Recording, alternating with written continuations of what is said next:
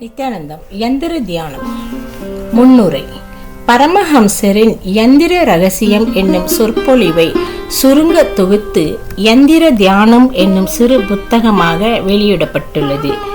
தியானம் செய்ய ஆசை, தியானத்திற்கென ஒதுக்க என்னிடம் 1 மணி நேரம் இல்லையே என்று வருந்தும் மனிதர்களுக்கு ஒரு வரப்பிரசாதம் யந்திர தியானம்.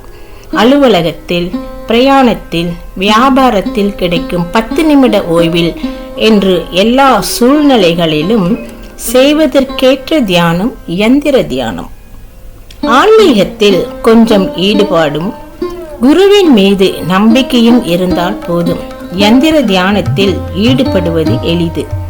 கண்களை மூடி 11 நிமிடம் ஓய்வாக இருக்க நேரமும் இடமும் கிடைக்கும் போதெல்லாம் இந்த தியானத்தில் ஈடுபட முடியும். நம்முடைய கற்பனா சக்தியை சரியான முறையில் உபயோகிக்க இந்த தியானம் மிகவும் உதவும். யந்திர தியானத்தை செய்து ஞான பாதையில் காலடி எடுத்து வையுங்கள். யந்திரம், மந்திரம். யந்திரங்களை பற்றி தெரிந்து கொள்ளும் முன் பிரபஞ்ச சக்தி, காஸ்மிக் எனர்ஜி பற்றியும் அதன் பூரண வெளிப்பாடான ஞான குருவை, என்லைட்டன் மாஸ்டர் பற்றியும் தெரிந்து கொள்ளுங்கள். ஆகாசம், ஈதர் என்ற சக்தி மட்டுமே பிரபஞ்சம் முழுவதும் வியாபித்து இருக்கின்றது.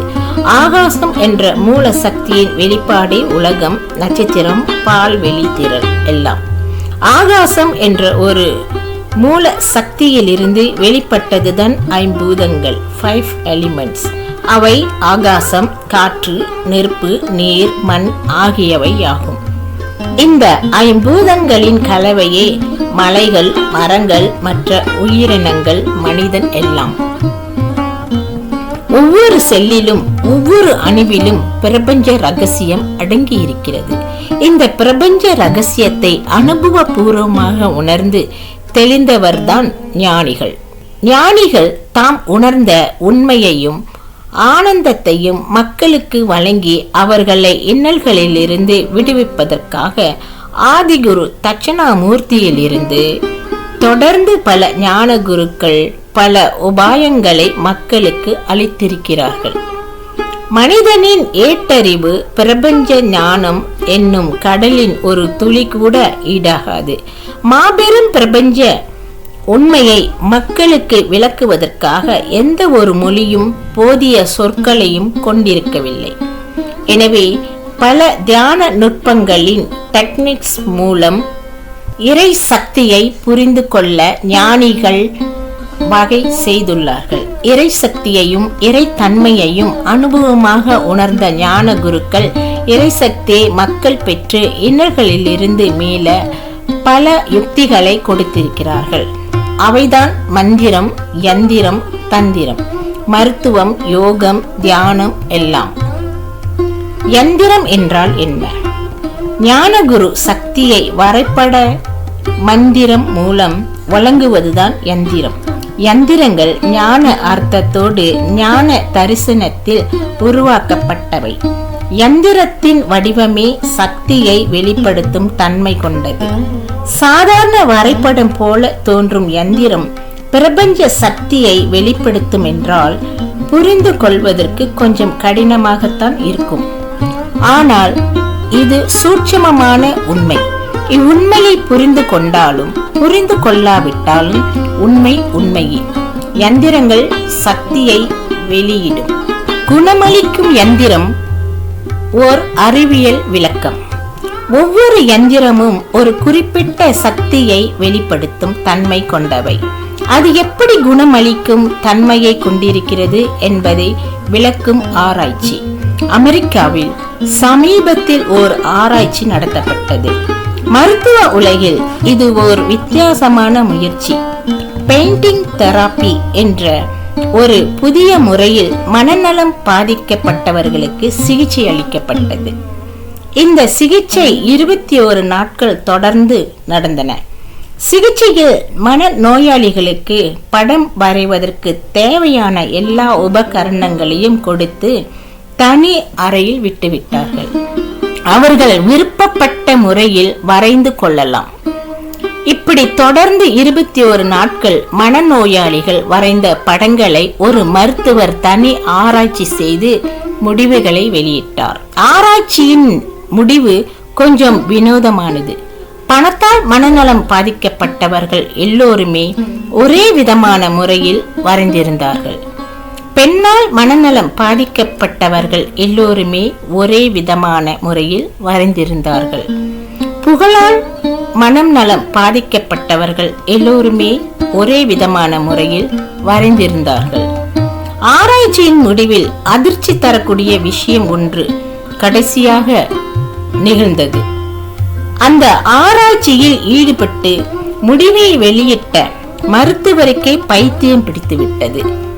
ஆனால் மனநோயாளிகளுக்கு பைத்தியம் தெளிந்து நல்ல முன்னேற்றம் ஏற்பட்டது. இந்த ஆராய்ச்சியின் முடிவிலிருந்து 3 முக்கியமான கருத்துக்களை தெரிந்து கொள்ளலாம். ஒன்று, மனதின் உள்ளே இருக்கும் பைத்திய தன்மைதான் ஒரு கட்டத்தில் வெளியில் பைத்தியமாக வெளிப்படுகிறது. பாதிக்கப்பட்ட மனதின் புற வெளிப்பாடு பைத்தியம் என்பது. இரண்டாவது, வெளியில் இருக்கும் நிகழ்ச்சிகள் நிச்சயம் மனித மனத்தை பாதிக்கிறது. பெயிண்டிங் தெராப்பியில் மன நோயாளிகளின் பெயிண்டிங்கை பார்த்ததால் மருத்துவருக்கே பைத்தியம் பிடித்தது இதற்கு ஒரு சரியான உதாரணம். மூன்றாவது, உள்ளே இருக்கும் அடக்கப்பட்ட உணர்வுகளும் பாதிக்கப்பட்ட எண்ண ஓட்டங்களும் சரியான வகையில் வெளிப்படுத்தப்படும் போது பைத்தியத்தன்மை குறைகிறது. 21 நாட்கள் முடிந்து மனநோயாளிகளின் பைத்தியத்தன்மை தெளிந்து நல்ல முன்னேற்றம் ஏற்பட்டது. வெளி உலகில் நடந்த சில எதிர்பாராத நிகழ்ச்சிகளால் ஏற்பட்ட திடீர் மாற்றங்களே மனித மனநலத்தை பாதித்து மனநோயாளிகளை உருவாக்குகிறது. மனநோயாளிகளின் பெயிண்டிங்ஸ் ஓவியங்கள் அவர்களுடைய பைத்தியத்தன்மையின் வெளிப்பாடு. பைத்திய தன்மையை எதிர்மறை சக்தியை வெளிப்படுத்திய ஓவியங்களை தொடர்ந்து பார்த்தால்தான் மருத்துவருக்கு பைத்தியம் பிடித்தது. மனநிலை பாதிக்கப்பட்ட மனங்களின் எதிர்மறை சக்தியினுடைய வெளிப்பாடே இந்த வகை ஓவியங்கள். கலை உணர்வு கொண்டவர்களின் இதயபூர்வமான படைப்பாற்றலின் வெளிப்பாடே அழகிய சித்திரங்களும் ஓவியங்களும். ஞான நிலையிலேயே நிலைத்து இருக்கும் ஞானிகளின் ஆத்ம சக்தியின் வெளிப்பாடே வரைபட யந்திரங்கள். யந்திரம் ஒரு சக்தி கேந்திரம். ஒளிபரப்பு மற்றும் ஒளிபரப்பு நிலையங்கள் கேந்திரங்கள் என்றழைக்கப்படுகின்றன. இந்த கேந்திரங்கள் தொடர்ந்து ஒளிகளின் மூலம் நிகழ்ச்சிகளை தந்து கொண்டே இருக்கின்றன. இந்த நிகழ்ச்சிகளை பார்ப்பதும் பார்க்காமல் இருப்பதும் அவரவர் விருப்பம். நீங்கள் பார்த்தாலும் பார்க்காவிட்டாலும் கூட நிகழ்ச்சிகள் தொடர்ந்து நடைபெற்று கொண்டே இருக்கும். அதுபோலத்தான் சக்தியை பரப்பும் சக்தி கேந்திரம் என்னும் யந்திர வடிவமும் சக்தியை வெளிப்படுத்தி கொண்டே இருக்கும். அதை கொண்டு பயனடைய விரும்புபவர்களுக்கு மட்டுமே யந்திரத்தின் சக்தி வெளிப்பாடும் அதனால் ஏற்படும் சுப காரியங்களும் சித்திக்கும். ஞான தரிசனம். பரமஹம்ச நித்யானந்தர் தரிசனத்தில் கண்ட யந்திரம்தான் இந்த ஹீலிங் யந்திரா, குணமளிக்கும் யந்திரம். ஒவ்வொரு வகை யந்திரத்திற்கும் ஒரு தனித்துவம் உண்டு. குணமளிக்கும் யந்திரத்திற்கு நோய்க்கு காரணமான எதிர்மறை சக்திகளை எரித்து விடும் சக்தி உள்ளது. இந்த யந்திரத்தை மனதில் நினைத்தாலே உடனே சக்தி ஓட்டம் சுத்திகரிக்கப்பட ஆரம்பிக்கும். ஞான தரிசனத்தில் பரமஹம்சரின் மனம் கடந்த நிலையில் நோ மைண்ட் ஸ்டேட் இருக்கும்போது குணமளிக்கும் யந்திரம் அதுவாகவே தோன்றியது. எனவே மனம் சம்பந்தப்பட்ட உடல் சம்பந்தப்பட்ட எல்லா கோளாறுகளையும் சரி செய்யும் வல்லமை கொண்டது குணமளிக்கும் யந்திரம். ஞானிகளின் ஆனந்த அனுபூதியும் யந்திர சக்தியும். எந்த ஒரு ஓவியமும் சாதாரண ஒரு விஷயம் அல்ல. ஒவ்வொரு ஓவியமும் ஓவியத்தை உருவாக்கியவரின் தன்மையையும் இயல்பையும் வெளிப்படுத்துகிறது. சில ஓவியங்களை பார்க்கும்போது ஆஹா என்ன அழகாக இருக்கிறது என்று நீங்கள் பிரமிக்கும் போது என்ன நடக்கிறது? அந்த குறிப்பிட்ட ஓவியம் எந்த அர்த்தத்தையும் எந்த வகை சக்தியையும் கொண்டிருக்கிறது என்பதை பொறுத்துத்தான் உங்களின் பிரமிப்பு அமைப்பும். ரம்மியமான ஓவியங்கள் உங்கள் மனதில் ரம்மியமான உணர்வை ஏற்படுத்துகிறது. அதன் விளைவுதான் பிரமிப்பு. இது வெளிப்படும் சக்தியின் தன்மை எப்படி எனில் அந்த ஓவியரின் தன்மையையும் ஓவியத்தின் தன்மையையும் பொறுத்தது. அதே போல்தான் எந்திரங்களும். அவை குருவின் ஞான சக்தியையும் குருவின் ஆனந்த அனுபூதியையும் ஒன்றாக வெளிப்படுத்துபவை. குணமளிக்கும் எந்திரம் ஈலிங் யந்த்ரா நோய்களை குணப்படுத்தும் நேர்மறை சக்தியையும் பாசிட்டிவ் எனர்ஜி இடைவிடாது தொடர்ந்து வெளியிடும் தன்மையை கொண்டது. மழலையின் ஓவியத்தை பார்க்கும்போது பாச உணர்வும், இயற்கையின் ஓவியத்தை பார்க்கும்போது அமைதி உணர்வும், போர்க்களத்தின் ஓவியத்தை பார்க்கும்போது கலவர உணர்வும், காமம் சம்பந்தப்பட்ட ஓவியத்தை பார்க்கும்போது காம உணர்வும், சொகுசு வாழ்க்கை சம்பந்தப்பட்ட ஓவியத்தை பார்க்கும்போது ஆசை உணர்வும், குணமளிக்கும் எந்திரத்தை பார்க்கும்போது நம்முள் சுக உணர்வும் பெருக ஆரம்பிக்கும். எந்திர தியானம் குணமளிக்கும் எந்திரத்திலிருந்து அதன் முழுமையான பயனை பெற ஒரு தியானம். பரபரப்பாக இருப்பவர்கள் கூட இந்த தியானத்தை செய்யலாம். அவ்வளவு எளிமையானது. இந்த தியானத்தை முழுமையாக செய்ய 11 நிமிடங்கள் போதும். கண்களை மூடி தளர்வாக அமர்ந்து கொள்ளுங்கள். முதுகெலும்பு, கழுத்து, தலை மூன்றும் ஒரே நேர்கோட்டில் இருக்குமாறு நேராக அமர்ந்து கொள்ளுங்கள். தியான முறை. குணமளிக்கும் எந்திரத்தை ஈலிங் யந்த்ரா மனக்கண்ணீருக்கு கொண்டு வாருங்கள். 1 நிமிடம் வரை எந்திரத்தை மனக்கண்ணில் வைத்திருங்கள். 1 நிமிடம் கழித்து சிகிச்சை அளிக்கப்பட வேண்டிய சக்கரத்தில் குணமளிக்கும் எந்திரத்தை பாவனை நினைப்பது கொஞ்சம் சிரமமாக இருந்தால் ஆழ்ந்து கற்பனை செய்து கொள்ளுங்கள். சில நாட்கள் நீங்கள் நினைத்த வினாடியில் சிகிச்சை அளிக்கப்பட வேண்டிய சக்கரத்தில் எந்திர சக்தியை வெளிப்படுத்துவதையும் அந்த சக்தி தொடர்ந்து உடல் முழுவதும் பரவுவதையும் அனுபவமாக உணர்வீர்கள். சிகிச்சை அளிக்கப்பட வேண்டிய சக்கரத்தை தெரிந்து கொள்ள எந்திர தியான சிகிச்சை அட்டவணையை பாருங்கள். 10 நிமிடம் கழித்து இயல்பு நிலைக்கு திரும்புங்கள். தியானத்தின் போது இனிமையான உணர்வோடும் புன்சிரிப்போடும் முழுமையாக ஈடுபடுங்கள். முழு சிரத்தையோடு ஈடுபடுபவர்கள் நிச்சயம் முழு பலனை பெறுவார்கள். எந்திர தியான சிகிச்சை வழிகாட்டி. சக்கரங்கள் என்றால் என்ன? நமது உடலில் 7 இடங்களில் சக்தி எனர்ஜி கட்டுப்பாட்டு மையங்கள் உள்ளன. அந்த சக்கரங்களின் தன்மையை பொறுத்தே உடல் நலம் மனநலம் அமைகிறது. இந்த சக்தி மையங்களில் எனர்ஜி சென்டர்ஸ் இருக்கும். எதிர்மறை சக்தியை நெகட்டிவ் எனர்ஜி, எதிர்மறை சக்தியை நெகட்டிவ் எனர்ஜி நீக்கி நேர்மறை சக்தியை பாசிட்டிவ் எனர்ஜி உருவாக்கினால் அந்தந்த சக்கரம் சம்பந்தப்பட்ட உடல் மனநல பிரச்சனைகள் நிச்சயம் சரியாகும். 7 சக்கரங்களின் இடத்தை தெரிந்து கொள்ள பிற்சேர்க்கை 1 பார்க்கவும். வியாதி இருப்பவர்கள் எந்தெந்த சக்கரத்தில் எந்திர தியான சிகிச்சை மேற்கொள்ள வேண்டும் என்பதை தெரிந்து கொள்ள ஒரு எளிய அட்டவணையை பிற்சேர்க்கை 2 பார்க்கவும். சிகிச்சை சிறப்பாக நடைபெற பிற்சேர்க்கை 3 பார்க்கவும். பொதுவாக பலரால் கேட்கப்பட்ட கேள்விகள் பிற்சேர்க்கை 4 பார்க்கவும். பிற்சேர்க்கை 5 சக்கரங்கள் சக்தி மையங்கள் சின்மயானந்த தியானம் பற்றி தெரிந்து கொள்ள பிற்சேர்க்கை 1A பார்க்கவும். பிற்சேர்க்கை 1 சக்தி மையங்கள். சகஸ்ரார சக்கரா கிரவுன் சென்டர், ஆக்ஞா சக்கரா பிரவுன் சென்டர், விசுத்தி சக்கரா த்ரோட் சென்டர், அநாகத சக்கரா ஹார்ட் சென்டர், மணிப்பூரக சக்கரா நேவல் சென்டர், சுவாதிஸ்தான சக்கரா பீயிங் சென்டர், மூலாதார சக்கரா ரூட் சென்டர். இது பிற்சேர்க்கை 1 சகஸ்ராரம், 2 ஆக்ஞா, 3 விசுத்தி, 4 அநாகதம், 5 மணிப்பூரகம், 6 சுவாதிஸ்தானம், 7 மூலாதாரம். வேத காலத்து ரிஷிகளுக்கு முன்பே ஸ்ருதி காலத்திலேயே மனிதனுக்குள் 7 சக்கரங்கள் இருக்கின்றது என்ற உண்மையை ஞான அனுபூதி மூலம் கண்டுணர்ந்து சொல்லப்பட்டு விட்டது. பிற்சேர்க்கை 1A உங்களின் சுபாவம் ஆனந்தமயமானது. உங்களின் நோய்களை எல்லாம் குணமாக்கும் சக்தி உங்கள் ஒவ்வொருவரிடமும் உள்ள விழிப்புணர்வுக்குள் இருக்கின்றது.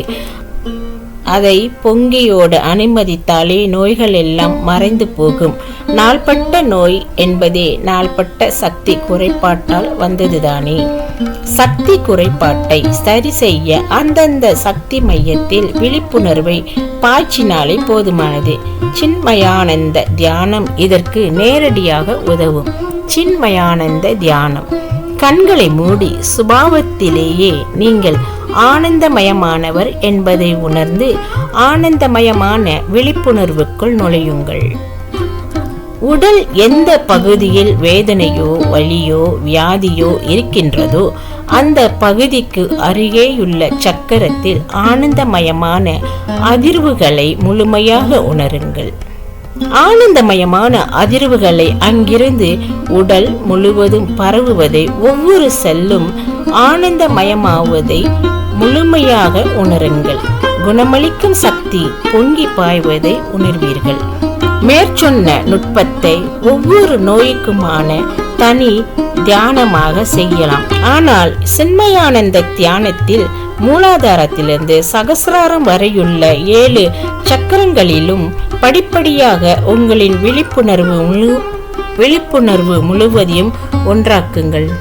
ஒவ்வொரு சக்கரத்திலும் குறைந்தது 1 நிமிடமாவது ஆனந்தமயமான விழிப்புணர்வு நிலையிலிருந்து கவனம் முழுவதையும் அங்கே ஒன்றாக்குங்கள். அந்த சக்கரமாகவே மாறிவிடுங்கள். இந்த 7 சக்கர பயணம் ஆனந்த பயணம் மட்டுமல்ல, ஆரோக்கிய பயணமும் கூட. இத்தியானத்தின் சிறப்பு அம்சங்கள்: 1. நாள்பட்ட நோய்களுக்கான அருமருந்து. 2. சோர்வை போக்கும் உற்சாக நுட்பம். 3. ஆனந்த சுபாவத்தை புதுப்பிக்கும் கல்பத்தரு. முதுகெலும்பின் நுனியில் உள்ளது மூலாதாரம். தொப்புளுக்கு 2 அங்குலம் கீழேயுள்ள சுவாதிஸ்தானம். தொப்புளுக்கு 1 அங்குலம் மேலேயுள்ள மணிப்பூரகம். இதய மத்தியில் உள்ள அநாகதம். தொண்டை குழியில் உள்ள விசுத்தி. புருவ மத்தியில் உள்ள ஆக்ஞா. உச்சந்தலையில் உள்ள சகசிராரம். பிற்சேர்க்கை 2. யந்திர சிகிச்சை அட்டவணையும் ஆனந்த விழிப்புணர்வும். நோய் சக்கரம். மூட்டுவலி மூலாதாரம். ஆஸ்துமா அநாகதம் விசுத்தி. இரத்த கொதிப்பு நோய் அநாகதம். இரத்த கொழுப்பு அநாகதம். சளி எறும்பல் விசுத்தி. மலச்சிக்கல் மூலாதாரம். நீரிழிவு அநாகதம் ஆக்ஞா. இதயம் சம்பந்தப்பட்ட பிரச்சனைகள் அநாகதம். சிறுநீரகம் சம்பந்தப்பட்ட பிரச்சனைகள் மூலாதாரம்.